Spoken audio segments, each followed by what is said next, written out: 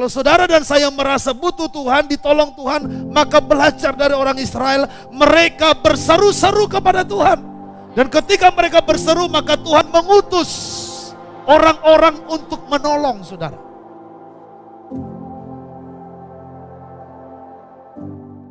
Untuk saudara bisa kuat di dalam kelemahan, poin ini jangan lupa, berseru-seru. Bukan hanya berseru, kalau berseru mungkin hanya sekali atau sewaktu-waktu, tapi berseru-seru itu terus-menerus. Kalau saudara mau kuat, katakan saya harus berseru-seru. Saya harus berseru-seru. Entahkah itu pagi, entahkah itu siang, entahkah itu malam, minggu ganti minggu, bulan ganti bulan, tahun ganti tahun, saudara harus berseru-seru. Kalau saudara dan saya merasa butuh Tuhan, ditolong Tuhan, maka belajar dari orang Israel, mereka berseru-seru kepada Tuhan.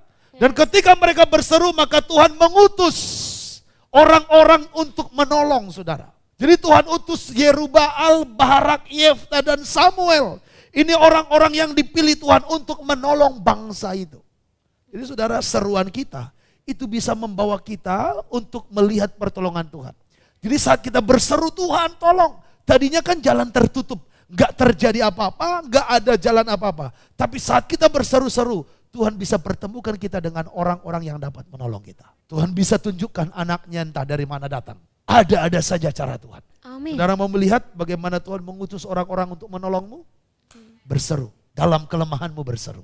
Dulu ketika kami tinggal di Cempaka Raya, saya paling sering lakukan itu saudara. Ya, tapi saya suka tutup mulut ini pakai bantal. Tuhan tolong, kenapa? Tempat ibadah Tuhan, tempat ibadah Tuhan. Itu teriakan saya dari dulu. Buka jalan Tuhan. Sewanya 75 juta Tuhan, dari mana duitnya Tuhan? 1 juta per bulan pun susah Tuhan. Saya berseru-seru di situ. Dan Tuhan dengar. Dan Tuhan buka jalan. Dan Tuhan pertemukan dengan orang-orang yang disebut Yerubbaal, yang disebut Barak, yang disebut Yefta. Ini orang-orang yang Tuhan utus untuk menolong kita. Amin. Untuk menguatkan kita. Amin. Di dalam kelemahan itu. Amin. Amin. Amin. Seruanmu tidak berhenti begitu saja. Kalau kepada manusia saja kita berseru, manusia tergerak hatinya. Apalagi Tuhan.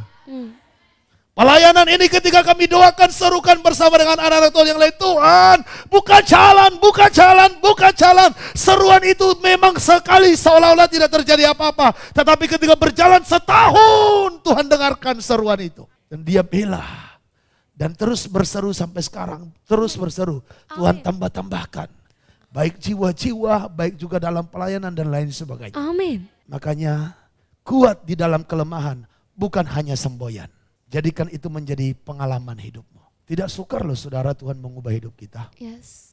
Supaya kuat dalam kelemahan, beribadah. Saya berharap saudara tidak meninggalkan ibadah. Pelajari di Alkitab.